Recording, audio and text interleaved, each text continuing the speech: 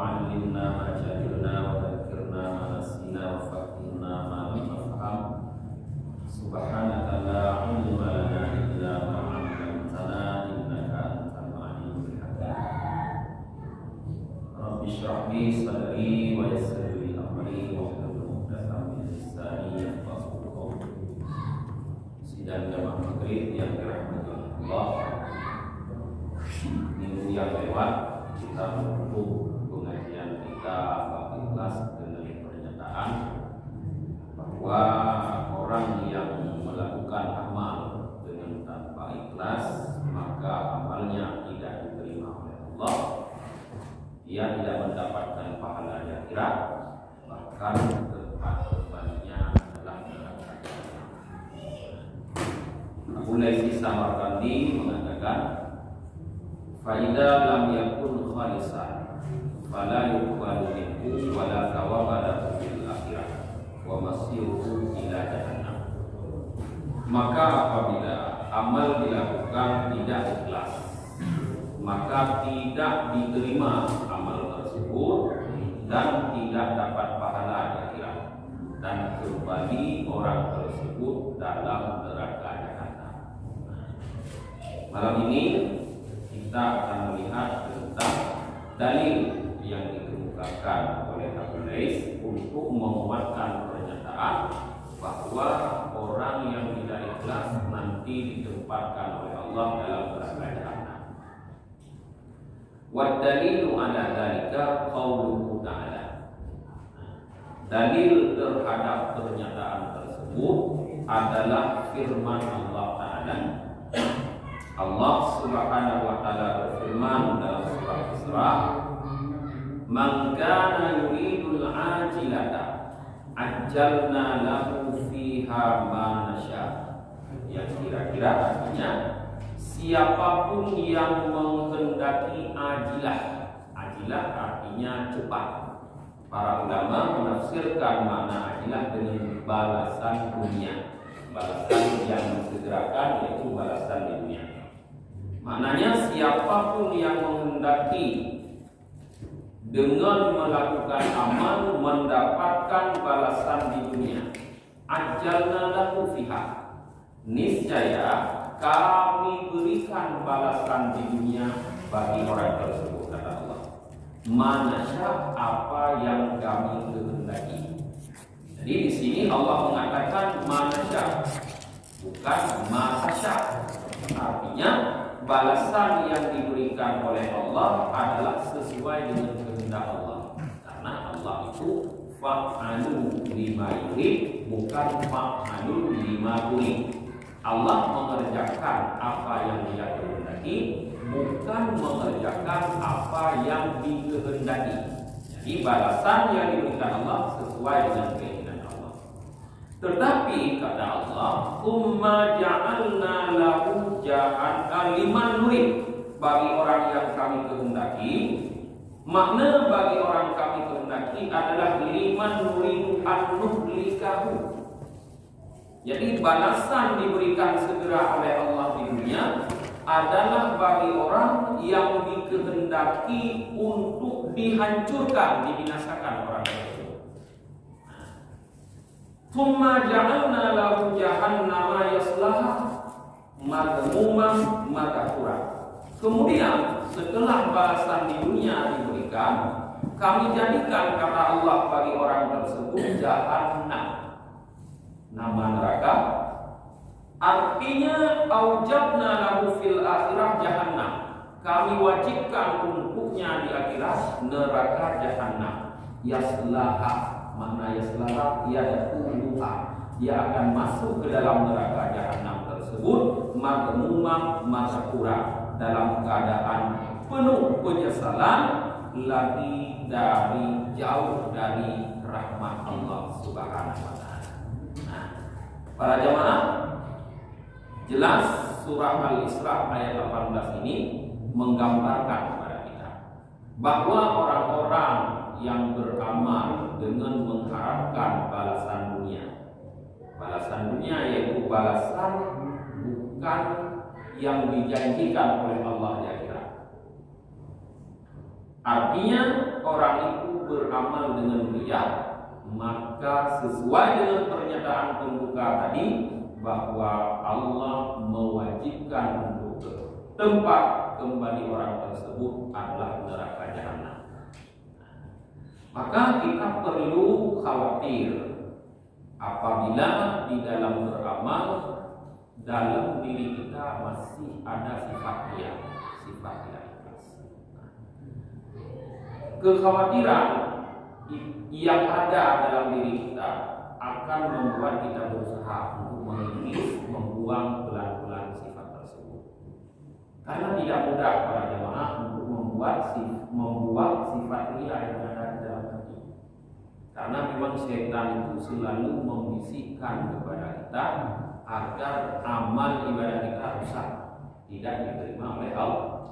Maka perlu melatih diri agar kita ikhlas di dalam setiap beramal, jauh dari sifat riya. Karena kita sudah paham tadi balasan yang Allah berikan untuk orang yang bersifat riya. Malam yang lalu sudah kita jelaskan bahwa orang yang riya itu nanti di akhirat mendapat balasan tipuan. Jazaa'ul khida' bahasa Arab, balasan tipuan. Diperintahkan oleh Allah untuk mencari balasan di tempat orang lain. Tidak mungkin ada balasan.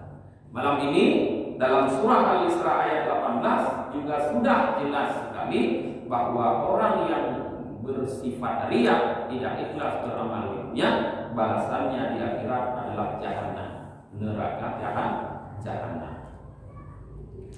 Wa man aradal akhirah, ayat selanjutnya Allah menyebutkan, dan siapapun yang menghendaki akhirat, yakni man arada thawabal akhirah, orang yang beramal dia mengharap balasan akhirat. Maknanya orang yang ikhlas dan tidak butuh balasan di dunia. Yang dia butuhkan adalah balasan akhirat. Wa sa'alaha sa'yaha, dan dia melakukan satu usaha untuk balasan akhirat, yakni amila lil akhirah amalan minal a'malis salihah khalisan wajhi. Maknanya dia melakukan satu amal untuk akhirat daripada berbagai macam amal saleh dengan cara ikhlas karena Allah Ta'ala. Wa huwa mu'min, sedangkan dia dalam keadaan beriman di saat beramal tersebut, maka orang tersebut kata Allah, faulaika kana sa'yuhum mashkura, maka mereka itulah yang beramal menuntut akhirat jauh daripada riya, usaha mereka yaitu beramal mashkura. Arti mashkura disyukuri, makbula, diterima oleh Allah. Di dua ayat ini dua gambaran yang diberikan oleh Allah kepada kita. Selanjutnya Allah mengatakan, kullan numiddu haula'i wa haula'i min ata'i rabbik wa ma kana ata'u rabbika mahdura. Tiap-tiap dari dua golongan ini, orang yang beramal mengharapkan balasan dunia dan orang yang beramal mengharapkan balasan akhirat, orang riya dan orang ikhlas.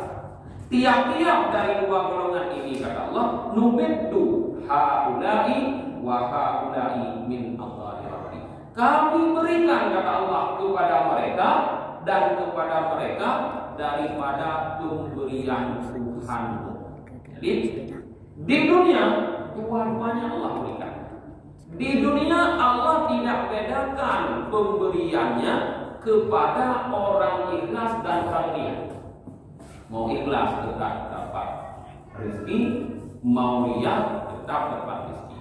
Bahkan Islam dan kafir pun tidak dibedakan oleh Allah di dunia ini dalam pemberiannya. Wa ma kana ata'u rabbika mahdura, dan tidak adalah pemberian Tuhanmu mahdura itu yang terbatas kepada kelompok tertentu.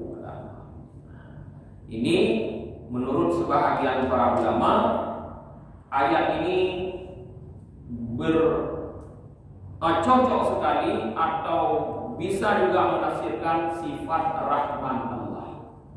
Sudah membaca Bismillahirrahmanirrahim. Apa perbedaan Rahman dengan Rahim? Rahman itu adalah sifat pemberi. Jadi Allah berikan di dunia untuk siapa saja. Rahim itu sifat kasih sayang. Maka kasih sayang Allah di akhirat tidak untuk siapa saja, hanya untuk orang yang beriman dan beramal dengan ikhlas mengharap balasan dari Allah. Mari kita lihat beberapa hadis para jemaah, mungkin lebih memperjelas lagi. Qal haddatsana Muhammad bin Fadl, qal haddatsana Muhammad bin Ja'far, haddatsana Ibrahim bin Yusuf, haddatsana Ismail an Amru an Abi Hurairah, dari Abi Hurairah anna Nabi sallallahu alaihi wasallam qala, bahwa sungguh Nabi sallallahu alaihi wasallam bersabda, rubba sha'imin laisa lahu haqqun min siyamihi illa al-ju' wal 'atash wa rubba qa'imin laisa lahu haqqun min qiyamihi illa as-sahru wan nusuk. Banyak orang yang berpuasa, kata Rasulullah, tidak mendapatkan apa-apa daripada puasanya kecuali lapar dan haus. Dan banyak orang yang berdiri melakukan salat tapi tidak mendapat apa-apa daripada berdirinya tersebut kecuali hanya berjaga malam dan rasa lelah. Rasulullah contohkan di sini dengan dua ibadah yang sangat besar, puasa dan salat malam. Jadi orang yang berpuasa, kalau bukan karena ikhlas kepada Allah, maka yang didapatkan daripada puasanya hanya lapar dan haus, tidak ada balasan di akhirat. Orang yang bangun tengah malam untuk melakukan salat malam, salat tahajud, qiyamul lail, juga kalau tidak karena ikhlas karena Allah Ta'ala, tidak akan mendapatkan apa-apa. Artinya tidak dapat balasan dari Allah. Selain yang dia dapatkan hanya dia berjaga malam dan kelelahan melakukan ibadah salat tersebut.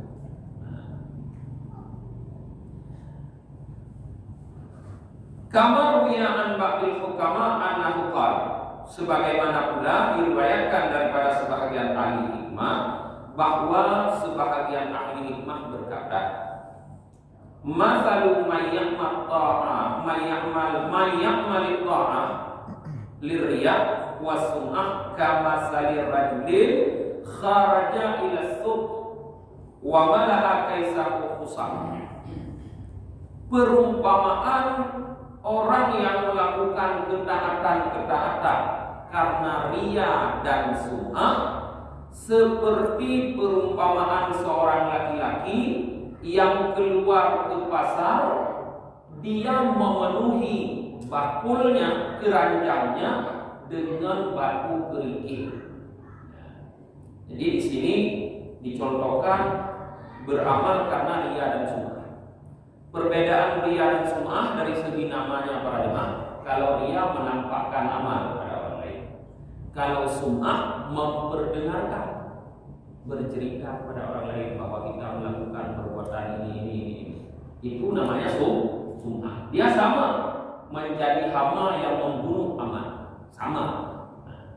Jadi orang-orang yang beramal karena riya dan sum'ah, perumpamaannya seperti seorang laki-laki yang keluar ke pasar, dia bawa satu keranjang, di dalam keranjangnya dia masukkan batu kerikil.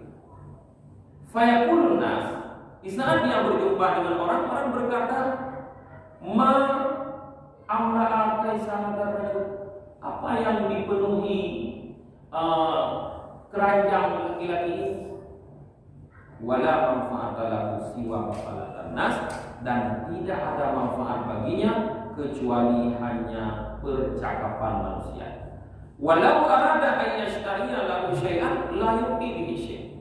Kalau dia mau membeli sesuatu di pasar dengan menggunakan batu kerikil di dalam keranjangnya, tidak akan diberikan apa-apa untuknya. Wa kadzalika alladzi 'amila lirriya wa sum'ah la manfa'ata lahu min amalihi siwa maqalatan nas wa la sawaba lahu fil akhirah. Begitu juga orang-orang yang beramal karena riya dan sum'ah, tidak ada manfaat baginya daripada amalnya, hanya saja yang ada cuma percakapan orang saja. Dia tidak dapat pahalanya. Jadi kalau kita beramal karena riya, karena sum'ah, yang ada hanya kita dengan paling pujian orang di dunia. Oh, kita orang yang hebat beramal, kita orang yang rajin beramal, hanya pujian orang di dunia, tetapi di akhirat tidak dapat apa-apa. Kama qala Allah Ta'ala, sebagaimana Allah Subhanahu wa taala berfirman, wa qadimna ila ma 'amilu min 'amalin faj'alnahu haba'an manthura. Al-Furqan 23. Dan kami hadapkan kepada apa yang mereka lakukan daripada amalnya, maka kami jadikan amal tersebut haba'an manthura, debu yang berterbangan. Jadi nanti di akhirat orang-orang yang beramal karena riya dan sum'ah dipertemukan oleh Allah dengan amal yang dia lakukan itu, dihadapkan oleh Allah ya dengan amal yang dia lakukan. Tapi kemudian amal itu dijadikan oleh Allah sebagai haba'an manthura, debu yang berterbangan, tidak bermanfaat, tidak bermanfaat. Yakni al-a'malul lati 'amiluha li ghairi wajhillahi ta'ala abtalna thawabaha wa ja'alnaha kal haba'an manthur. Haba'an manthur wa huwa al-ghubar alladhi yura fi syi'a'i syamsi. Maknanya, makna ayat ini menurut Abu Lais, amal-amal yang mereka lakukan, amal tersebut bukan karena Allah, kami batalkan pahalanya, kata Allah. Kami jadikan amal tersebut sebagai haba'an manthur. Apa itu haba'an manthur? Yaitu debu yang terlihat di sinar matahari. Misalnya para jemaah, kalau pagi hari cahaya matahari di sana masuk ke ruangan kita ini, maka akan terlihat pas di cahaya itu ada seperti debu berterbangan. Tapi kita tidak bisa menangkapnya.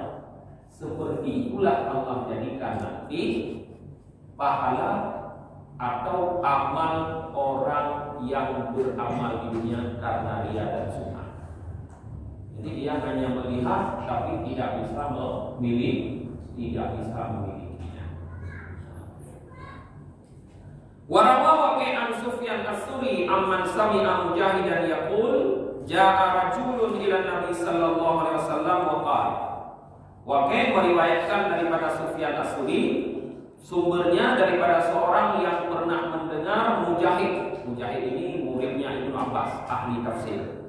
Beliau berkata, Mujahid tersebut, datang seorang laki-laki kepada Nabi sallallahu alaihi wasallam dan laki-laki itu berkata, "Ya Rasulullah, wahai Rasulullah, inni atasaddaqu bis sadaqati." Aku bersedekah dengan suatu sedekah, faltamisu biha wajh Allah.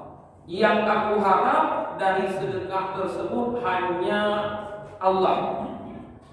Tetapi wa ahabbu ayyuqalu li khair. Tetapi aku merasa senang, merasa suka kalau orang-orang mengatakan aku baik.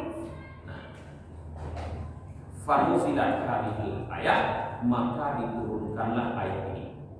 Jadi ayat yang akan kita baca ke depan nanti asbabun nusulnya karena ada seseorang yang bersedekah yang awal mulanya dia ikhlas karena Allah, tapi kemudian muncul rasa senang dipuji.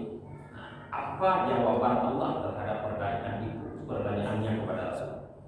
Allah turunkan ayat, "Faman kana yarju liqa'a rabbih falyamal 'amalan shalihan wa la yusyrik bi ibadati rabbih ahada." Tahfi 110.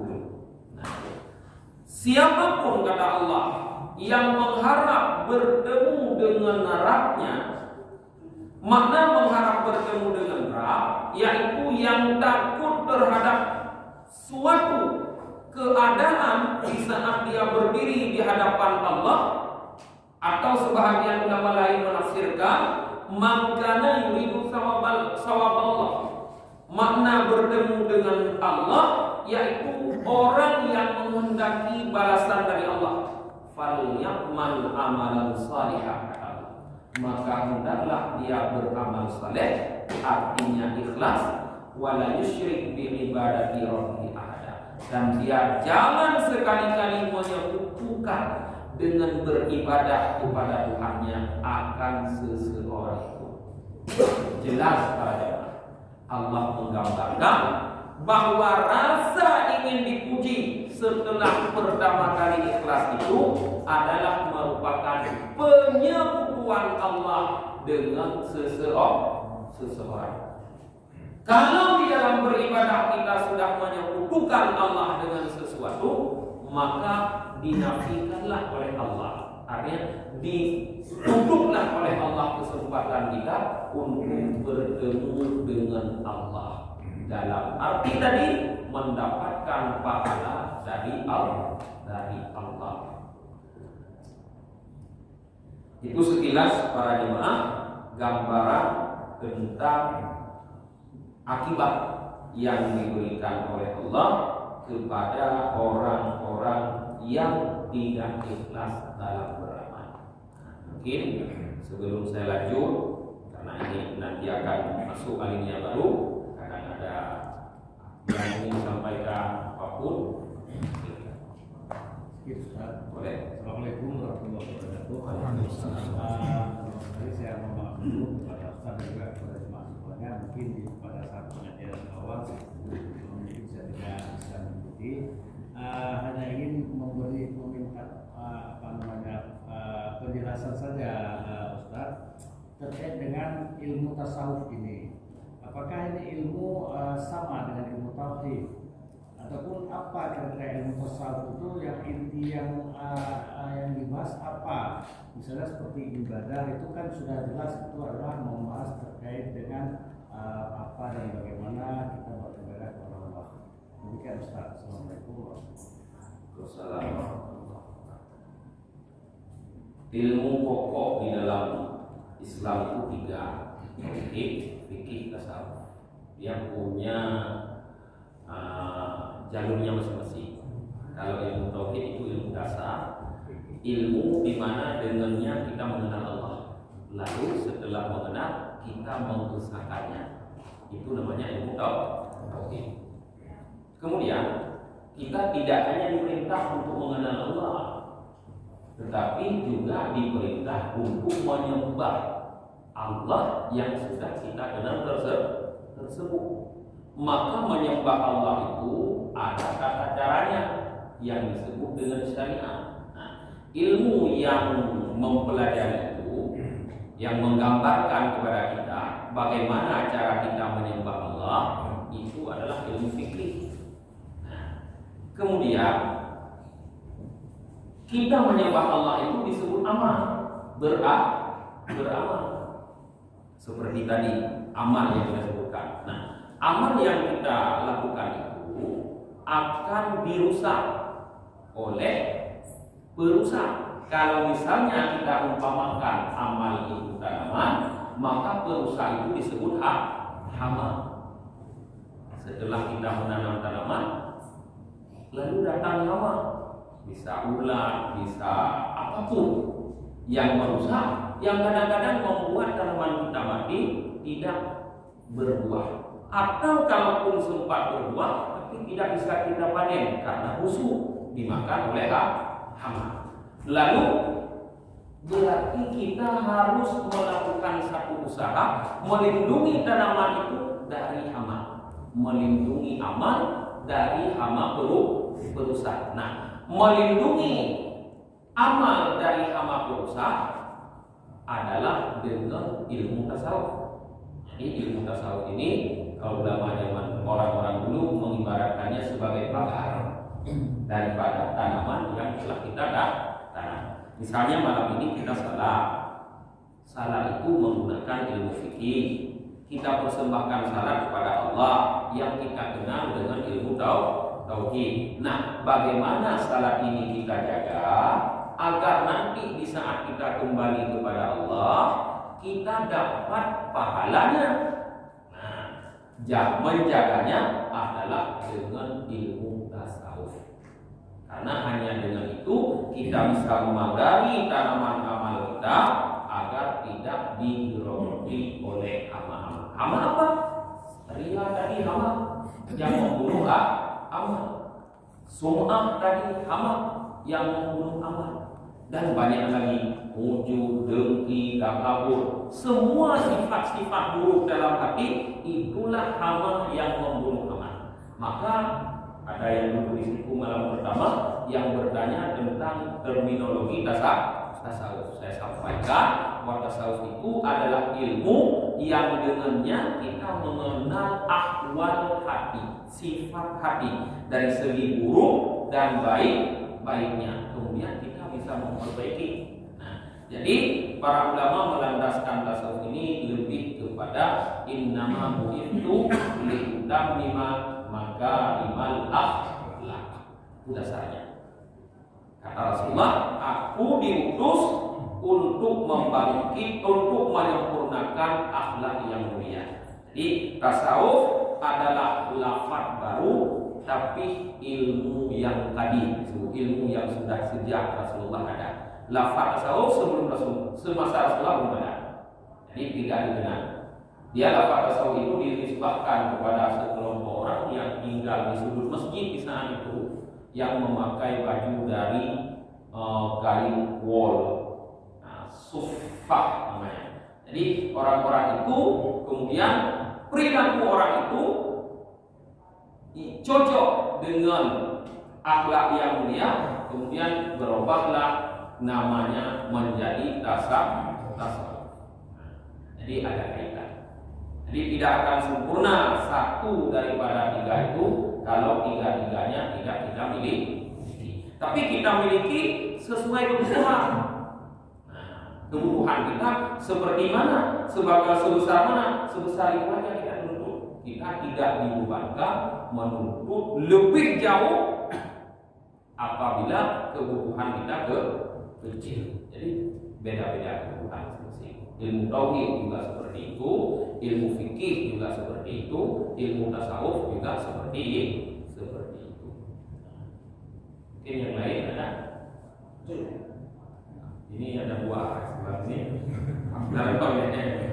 Assalamualaikum warahmatullahi wabarakatuh. Ini antara ikhlas dengan kekhawatiran. Nah, kita melaksanakan sholat misalnya. Mungkin sholat subuh sulit kita lakukan, tapi kita lakukan ikhlas. Nah, sekarang ada kekhawatiran di dalam kita bersolat itu ngalahin nanti. Terkadang kita lalau. Nah, ini bagaimana keduanya? Ikhlas. Kita sholat subuh itu berat, tapi kita lakukan malah berjamaah. Tetapi di dalam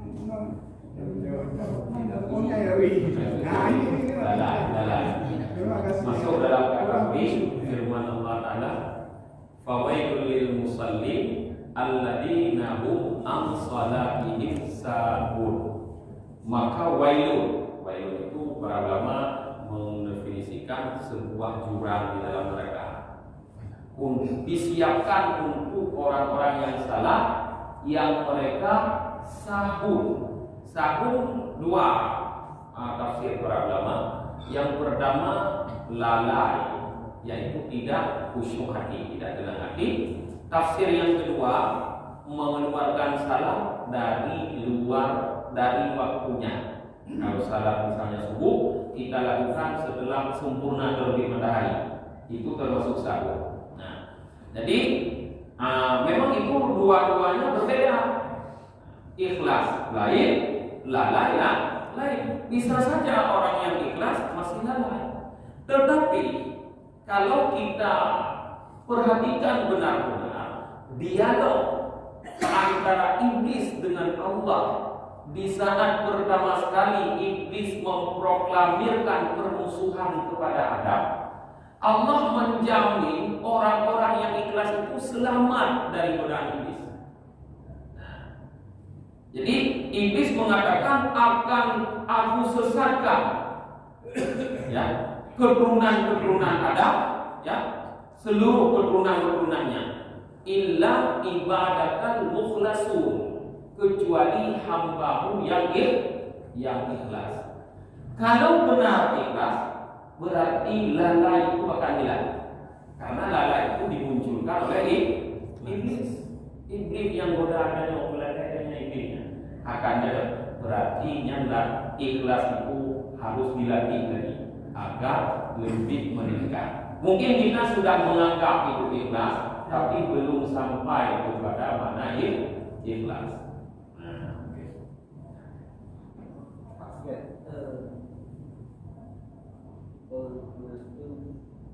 Penjelasan masih yang terakhir berkaitan dengan awalnya ikhlas, kemudian berarti nanti dimati umur.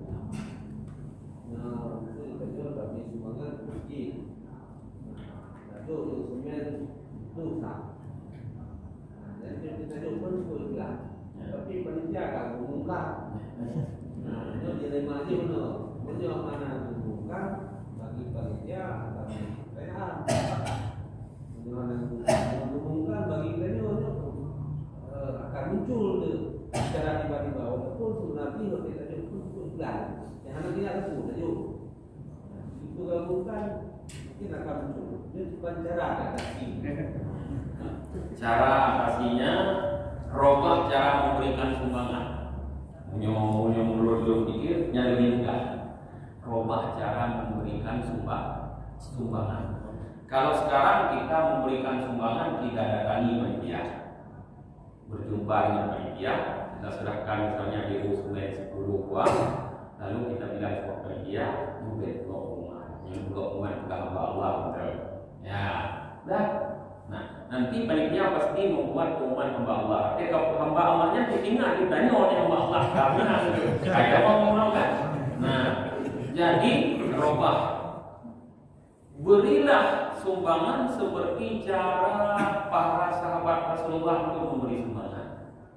Ada para sahabat Rasulullah dulu memberi sumbangan begini. Dalam sebuah hadis ada riwayat, mana hadisnya saya lupa maknanya.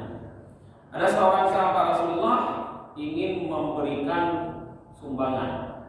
Dia datang ke masjid, salat, lalu dia taruh uang di bawah karpet masjid, Kemudian dia keluar, rupanya anaknya di belakang ikut dia. Di saat dia keluar, uang itu diambil oleh anaknya. Di saat dia sudah keluar, dia melihat anaknya bawa uang. Ditanya dari mana? Dari bawah karpet masjid. Contoh kalau kita karpet masjid kan. Lalu datanglah dia ke Rasulullah. Ya Rasulullah, bagaimana? Saya ingin bersedekah. Sedekah saya taruh di bawah karpet masjid agar tidak terjadi riya. Tapi anak saya mengambil. Rasulullah mengatakan, laka ma sadaqta walahu ma ukhida. Kamu mendapat pahala apa yang kamu sedekahkan, anakmu mendapatkan uang apa yang diambil. Ya, hanya terjadi riya, maka anak-anak udah lagi. Ini benar jangan. Agama itu sudah berapa? Berarti cara memberi sedekah coba robah. Ini macam-macam cara, tergantung dengan bagaimana kita bisa merubah agar tidak riya. Mungkin coba cara itu dicoba. Tapi susah juga cara itu. Karena sebelum bersedekah biasa orang sudah ada keinginan untuk agar diketahui. Ini yang susah. Sebelum, bukan sesudah, sebelum. Waktu dia main bergerak di kanan dan main HP. Bilang orang tangan kanan bersedekah, tangan kiri mengupload sedekahnya. Itu maknanya. Ini. Lanjut begitu. Tidak. Yang punya nama pertanyaan. misalnya dengan tadi apa yang sekarang itu sama kadang-kala sedekah itu disuruh kasih tahu supaya bisa bersemangat orang yang sedekah. Tapi kemudian memang kalau dipuji itu manusiawi juga, kita senang nih. Kalau dihina kita hati-hati. Itu kan manusiawi itu memang kita walaupun dipuji atau dihina kita tetap ikhlas pada Allah. Tetapi itu kan memang susahnya kita tidak, karena memang sifat manusia seperti itu. Ini gimana? Memang ada yang lebih baik diumumkan, ada yang lebih baik disembunyikan. Kalau yang bersedekah itu pemimpin, apa saja, misalnya di dalam komplek ini pemimpin, atau di kampung kepala desa, pokoknya pemimpin, maka sedekahnya itu lebih baik diumumkan. Tujuannya agar orang lain nanti mengikuti. Apabila orang lain mengikuti, maka dia masuk dalam man sanna sunnatan hasanatan. Orang yang memberikan contoh yang baik, maka dia dapat pahala perbuatannya dan pahala orang yang mengikuti.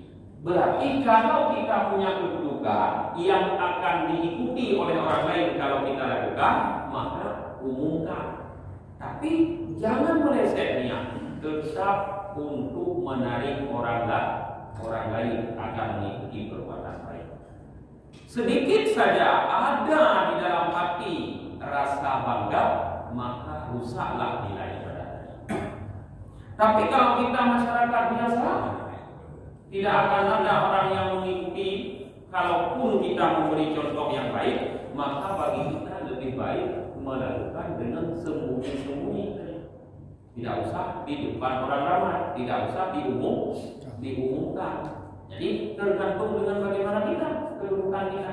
Nah, kemudian berbicara bahwa manusiawi, kalau dipuji senang, kalau dicela itu kita akan bersedih. Nah, memang ya, karena kalau disebut dengan manusiawi, manusia itu bagaimana? Allah mengatakan, wa nafsin wa ma sawwaha fa'alhamaha fujuraha wa taqwaha. Demi jiwa dan penyempurnaan penciptaannya, maka kami ilhamkan dalam jiwa tersebut sifat fujur dan sifat takwa. Jadi manusiawi, kalau disebut manusiawi adalah sesuatu yang punya potensi baik dan potensi buruk. Maka itu harus kita rubah. Jangan kita menganggap bahwa manusiawi itu baik, karena manusiawi punya potensi fujur, durhaka, maka senang dipuji, kecewa kalau dicela. Maka para ulama, kajian kita belum sampai, menyebutkan bahwa ikhlas itu adalah la yubali maqalatanas, tidak peduli dengan perkataan manusia. Itulah ikhlas. Mau dipuji kita tidak merasa senang, mau dicela kita tidak merasa sedih. Itulah namanya ikhlas. Kalau masih senang dipuji, masih sedih dicela, berarti belum ikhlas. Jelas. Kamu uji anak.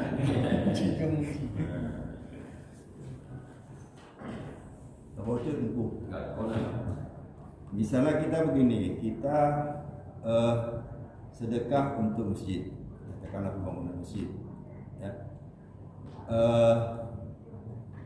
Kita sekian misalnya. Waktu kita ikhlas melaksanakan sedekah tersebut, waktu biasa kan di masjid kan dibuat pengumuman. Ternyata sedekah kita tidak diumumkan atau tidak, entah silap dan, tapi di hati kita bersitu, saya sedekah saya diumumkan. Itu gimana? Apakah bisa mengganggu keikhlasan kita? Bisa. Kecurigaan itu mengganggu keikhlasan. Karena kecurigaan itu dalam agama adalah sesuatu yang tidak bagus. Nah, kecurigaan itu kan dalam hati. Kalau bahasa Quran disebut dengan ulah. Kata Kata Allah, inna fi ba'dhi ismon. Sebahagian dalam prasangka, dalam kecurigaan itu ada dosa. Orang biasa mudah timbul curiga. Orang lain itu berlaku curang karena dia sendiri curang. Jadi karena draw to group, maka orang lain ternilai buruk di hadapan kita, seperti cermin buruk. Walaupun ganteng orang yang bercermin di cermin tersebut, tetap nampak buruk. Tak nampak yang mengganggu keikhlasan, tetap mengganggu keikhlasan. Kalau orang sudah ikhlas, kalau sudah bersedekah, dia tidak peduli lagi. Terserah diumumkan, mau dibawa kemana, terserah. Karena dia bersedekah sebenarnya bukan untuk masjid, tapi untuk Allah. Allah sudah terima. Mau dibawa kemana, terserah. Karena kita tidak peduli dibangun tidaknya masjid dengan uang kita. Yang kita perlu di akhirat nampak nanti dapat nggak pahala kita dari sedekah tersebut. Kalau sudah sampai kepada tingkat itu baru ikhlas, kalau tidak. Maka ikhlas ini perlu dilatih. Nggak bisa secepat kilat orang akan ikhlas dengan mengaji 1-2 malam akan ikhlas, tidak.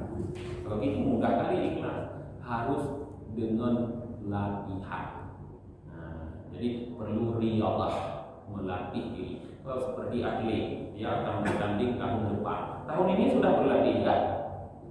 Sudah ikut karantina, sudah macam-macam ya sudah. Karena untuk melakukan persiapan tahun depan, untuk ikhlas juga seperti itu. Butuh latihan yang lama. Insyaallah nanti ke depan akan kita sambung lagi, masih panjang tentang ikhlas. Sebab ikhlas ini panjang. Nanti akan ada contoh-contoh dan juga gambaran-gambaran bagaimana tentang keikhlasan. Mungkin sampai sini pengajian kita malam ini, kita cukup dengan membaca doa akhir majelis. Subhanallahumma wa bihamdika wa nashhadu an la ilaha illa anta astaghfiruka wa atubu ilaik. Subhana rabbika rabbil izzati amma yasifun wa salamun alal mursalin walhamdulillahi rabbil alamin. Sallallahu ala Muhammad sallallahu alaihi wasallam. Sallallahu ala Muhammad sallallahu alaihi wasallam. Sallallahu ala Muhammad ya